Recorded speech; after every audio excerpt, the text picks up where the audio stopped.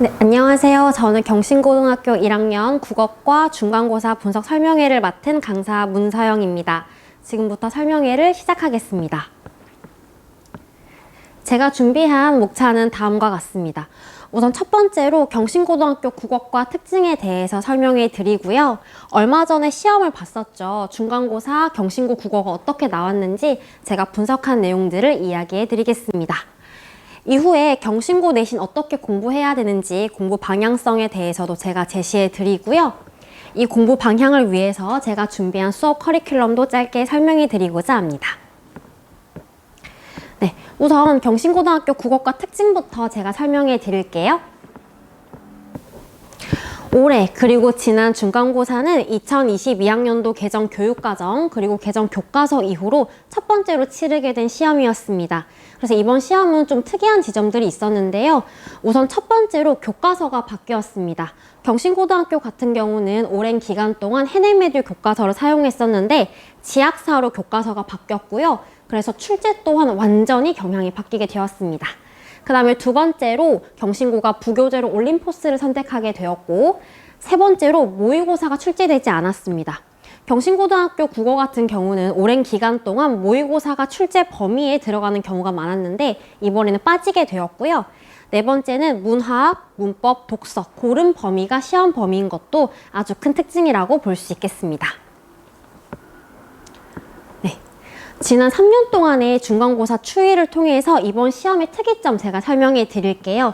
재작년에는요, 화작, 문학, 독서 이렇게 세 파트가 시험 문제 출제가 됐고요. 서술형은 4문제가 출제가 되었습니다. 옆에 나온 숫자들은 각각 문항수인데요. 보시다시피 문학에서 18문제가 출제가 되면서 문학에서 아주 높은 배점이 배당이 되었고요. 서술형은 4문제밖에 되지 않았지만 서술형에서 아주 큰 변별력을 확보한 것도 경신고 국어 내신의 특징입니다. 문법은 출제가 되지 않았어요. 반면에 작년 같은 경우는 재작년과 비슷한 유형으로 계속 출제가 되면서도 보기 유형 및 서술형 변별력이 계속 유지되는 경향을 보이게 되는데요. 올해는 다릅니다. 문학, 문법, 독서가 고르게 출제가 되면서 문학 중심으로 출제가 되었던 기존의 경향성에서 벗어났고 모의고사 형식의 발문 및 선지 구성을 계속 유지를 하지만 이번 시험은 객관식에서 크게 변별력이 없었습니다. 다만 주관식에서 변별력을 유지하던 경신고의 출제 기조만 유지가 되었다고 보시면 될 것 같아요. 그럼 이제 이번 중간고사 문항을 토대로 출제 경향을 깊게 설명해 드리고자 합니다. 중간고사 문항 배치는 다음과 같았습니다. 문학과 문법에서 각각 13문제, 12문제가 출제가 되면서 크게 두 축을 차지했고요. 독서 같은 경우는 주관식은 나오지 않았고 객관식만 4문제가 출제가 됩니다. 그러니까 문학 중심에서 문학과 문법에 크게 두 체제로 바뀌게 된 것이죠. 독서는 플러스 알파로 나왔다고 생각하시면 될 것 같아요. 이렇게 총 29문항의 100점으로 구성이 되었습니다. 우선 문학 출제 경향부터 제가 설명해 드리고자 합니다. 아까 말씀드린 것처럼 배점이 45.6점으로 가장 크게 배당이 되어 있는데요. 난이도는 중 정도라고 보시면 되겠습니다. 수능형 발문과 보기 및 선지 구성이었으나 난도는 굉장히 평이했는데요. 그 이유가 무엇이냐면 우선 첫 번째로 범위 외에 현대시 지문이 하나가 있었어요. 김남조의 시가 들어가게 되었는데 그 시가 어려움에도 불구하고 보기로 작품 맥락을 제시함으로써 모의고사 문제를 충실하게 풀어온 학생이라면 평이하게 맞출 수 있는 수준으로 문제가 출제가 되었습니다. 그 다음에 서술형은 지문별 핵심 포인트를 질문함으로써 원래 경신고 내신에서 서술형은 아주 큰 배점과 아주 큰 난도를 가지고 있음에도 불구하고 문학은 그렇게 어렵지 않았어요. 이로써 문학 개념의 중요성, 특히나 수능 문학 개념의 중요성이 아주 커지게 되는데요. 아까 말씀드린 것처럼 서술형도 크게 어렵지 않았고 내신 유형이라고 할지언정 보기로 작품 맥락을 제시하는 수능형 문제가 계속 출제가 되었기 때문이죠. 문제로 제가 설명해 드릴게요. 현대시와 현대소설 두 개가 전부 다 시험 범위였는데 표현상의 특징이나 단어 구절의 의미나 보기 유추 문항과 같은 식으로 계속 수능형 문제가 출제가 되었고 서술형 같은 경우도 시는 공통 핵심 제재의 의미를 물어보는 식으로 소설의 경우는 서술자 효과를 물어보는 식으로 시와 소설에서 핵심 축이라고 볼 수 있는 것들에 대해서 질문함으로써 교과서 위주로 공부를 충실히 했다면 다 적어낼 수 있도록 평이하게 출제가 되었습니다. 문법 같은 경우는요, 배점은 총 42점으로 문학 다음으로 많이 출제가 되었는데, 난이도는 객관식은 중, 문학하고 비슷하고요. 서술형은 제가 중상으로 잡아봤습니다. 작년 기말범위였던 문법과 비교해봤을 때는 난도가 조금 낮아졌는데, 그 이유는 뭐냐면 기존 경신고 문법 같은 경우는요, 세부적인 암기와 타임 어택이 아주 큰 요소였습니다. 예를 들어서 특정 표를 다 외워야 풀 수 있다거나 특정 개념에 대해서 딸딸 외우고 복귀할 수 있을 정도가 되어야지 문제를 풀 수 있었는데, 이번에는 그런 식의 문제가 출제되지 않았어요. 반면에 보기 분석을 통해서 복합 사고력을 요구하는 수능형 문제가 계속 출제가 되었고, 다만 서술형 발문 및 조건이 상세화되면서 이 부분, 그러니까 문법 서술형이 이번 시험에서 가장 큰 관건이라고 보실 수 있겠습니다. 이로써도 수능형 문법 문제 풀이 능력의 중요성이 아주 커지게 되는 것이죠. 암기를 해서 풀 수 있는 게 아니고 복합적으로 유출해야지 문제를 풀 수 있기 때문에요. 이 표를 보시면 실제로 나왔던 시험 문항인데 암기를 요구하지 않겠다는 겁니다. 이 내용은 대화의 경률과 관련된 것인데 원래는 이것도 학생들이 외워서 풀어야 되는 거거든요. 근데 이것도 표로 제시해 주었고, 작년 같은 경우는 이 의문표도 모조리 몽땅 다 외워야지 문제를 풀 수 있게 구성이 되었는데, 이 표 또한 이번 시험에서 그대로 제시해 주었습니다. 더 이상 암기를 요구하지 않고 자료만 해석할 수 있다면 문제를 풀 수 있게 하겠다는 것이죠. 그리고 모의고사 동형 문항도 굉장히 많이 나왔어요. 이 두 문항 같은 경우는 최소 대립상과 관련된 것, 표준 발음법과 관련된 것인데, 이거는 모의고사나 수능에서 이때까지 그대로 나왔던 유형이기 때문에 이 해당 파트, 의문 파트에 해당하는 모의고사 문제들을 충실히 잘 풀었다면 내신하고 별도로 그냥 가뿐하게 선지 찍고 넘어갈 수 있는 수준의 문제였습니다.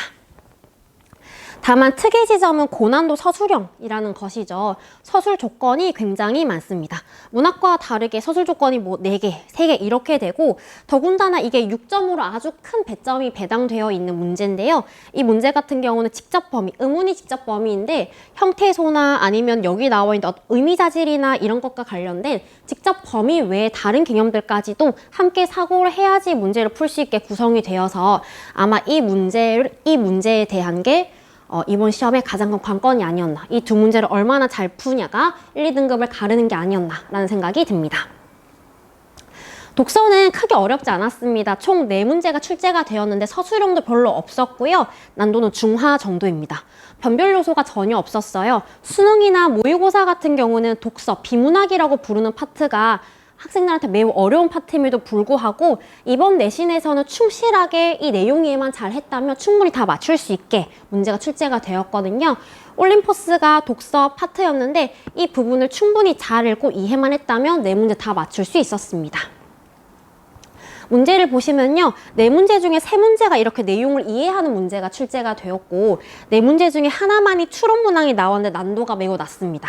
오히려 독서 파트 같은 경우는 변별력을 확보한다기보다 여기서 실수가 났을 때 등급이 떨어지는 그런 효과가 나지 않을까 싶고요. 이로써 제가 제시하는 내신 공부 방향성은 다음과 같습니다. 우선 첫 번째, 모의고사형 유형에 익숙하도록 해야 됩니다. 문학과 문법을 이제는 더 이상 내신형으로 내지 않고 암기형으로 내지 않고 수능 사고 중심의 추론형 문제들을 계속 제시하고 있잖아요. 그렇기 때문에 결국은 계속 모의고사형 유형에 익숙하도록 문학과 문법을 내신 외에도 계속 공부를 진행을 해야 되고, 두 번째는 꾸준한 서술형 연습이 필요합니다. 이번 시험에서 가장 큰 변별력 문항은 아까 말씀드린 것처럼 문법 서술형이었습니다. 그런데 서술형에서 변별력을 계속 경신고가 확보해 왔었기 때문에 이번에는 문법이 어려웠지만 다음 시험에서는 문학에서, 독서에서 어느 부분에서 어렵게 나올지 알 수가 없어요. 그렇기 때문에 꾸준하게 서술형 연습을 해야 되고, 세 번째로는 문학과 문법과 독서의 고른 비중으로 문제가 출제가 되었습니다. 이번에 개정 교과서가 되면서 2022 교과서가 되면서요, 특징이 뭐냐면 교과서가 굉장히 얇아지고 단원이 축소되었어요. 그런데 어차피 변별력을 만들어야 되고 등급을 만들어야 되기 때문에 많은 학교에서, 특히나 경신고 같은 경우는 EBS 올림포스를 선택했잖아요. 올림포스 안에는 굉장히 많은 지문이 나와 있고 그 부교재 시험 범위가 기말고사에는 더 늘어날 가능성이 있습니다. 그리고 여전히 외부 지문 출제 가능성 또한 있기 때문에 원래 유지되던, 원래 중간고사에서 문학, 기말고사에서 문법의 변별력을 유지하던 경신고가 깨져서 이제는 다 잘해야지 고득점을 확보할 수가 있습니다. 다시 정리하면 이렇죠. 수능 공부의 연장선상에서 문학 개념어와 문법 논리의 틀을 명확하게 구축할 필요가 있고, 두 번째는 맥락 이해, 개념어 암기, 선호 수령 연습 등 다양한 서술형 풀이 연습을 계속 진행을 해야 됩니다. 1, 2주로 완성되는 게 아니기 때문에 발문과 조건 해석부터 차곡차곡 같이 준비를 해야 되고, 세 번째로는 중간문화 기말문법 변별력에 기존 경신고 출제 기조가 완전 깨졌기 때문에 모든 파트에 대한 심화학습이 필요한 시점입니다. 제가 준비한 내신 전략은 다음과 같습니다. 우선 아까 말씀드린 것처럼 계속 강조하지만 경신고 내신 국어는 내신 국어와 수능 국어, 서논수령 이거 세 개가 다 합쳐졌을 때 고득점을 확보할 수가 있습니다. 그래서 경신고 내신 완성 비책은 다음과 같습니다. 오늘 첫 번째 교재 측면에서 저는요, 교과서 출판사의 자습서와 문제집 굉장히 꼼꼼하게 다 다루고요. 자체 올림포스 분석집을 제공을 합니다. 올림포스가 아주 큰 부교재이기 때문에 그 부교재 안에 있는 전 문항들, 시험 범위에 들어가는 전 문항들을 제가 다 일일이 다 분석을 하고요. 그리고 개념과 문제풀이 자료집 또한 제공이 됩니다. 말씀드린 것처럼 내신 분석서만 계속 푼다고 해서 경신고 내신에서 만점을 받을 수가 없습니다. 선지 같은 경우, 특히나 문학 같은 경우는 모의고사에 나와 있는 개념어를 전부 다 알아야지만 해석이 되기 때문에 그런 것도 별도로 제공을 하고, 쪽지 시험도 매주 또는 격주로 보면서 학생들이 공부를 놓치지 않도록 할 예정입니다. 학습 측면에서도 핵심부터 디테일까지 내용을 전체 다 강의합니다. 아무래도 경신고가 남고이다 보니 학생들이 필기를 해오거나 이런 데서 미흡한 부분이 있을 수 있는데요.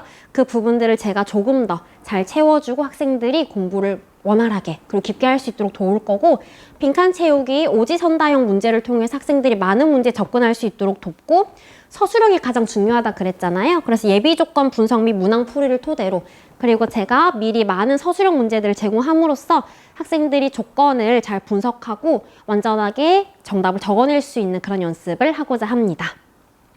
개별 케어 또한 진행이 되는데요. 24시간 질의응답이 가능합니다. 카톡으로 모르는 거 물어보면 제가 다 질의응답을 해주고요. 오답노트 점검도 하고, 학생마다 각자 잘하고 못하는 부분이 다르기 때문에 거기에 맞게 피드백과 학습 지도를 할 예정입니다. 네. 다음은 경신고 내신 완성 6주 로드맵입니다. 한 6주 정도 공부를 해야 그래도 국어가 어느 정도 완성됐다고 볼 수 있기 때문에 제가 간략하게 정리해 봤는데요. 내신 교재 학교 선생님 필기를 완전히 분석을 합니다. 저도 처음부터 끝까지 다 가르치긴 할 거지만 학교 선생님의 필기 속에 어떤 부분을 강조하는지가 다 나와 있어서 그 부분 위주로 제가 한 번 더 체크를 하고요. 다양한 문제풀이 제공하고 마지막 최종 정리하고 시험 전날은 제가 시간을 내서 직전 보강까지 합니다. 시험 범위 전체 내용 개괄부터 세심한 부분까지 문제풀이 전체 정리 당연히 해야 되고, 선합형 연습, 선호 수령 연습에 앞서서 괄호 넣기, 특정한 단어 암기부터 해야지 마지막까지 다 할 수 있어서 선합형 연습하고, 그 이후에는 많은 문제풀이와 선호 수령 찍어주기 연습, 오답 정리, 사고 분석, 개별 피드백을 통해서 차차 국어 공부 쌓아갈 수 있도록 돕겠습니다. 쪽지 시험도 보고 학습 피드백도 아까 말씀해 드린 것처럼 진행할 예정입니다. 제가 준비한 설명회는 이상으로 마치도록 하겠습니다. 감사합니다.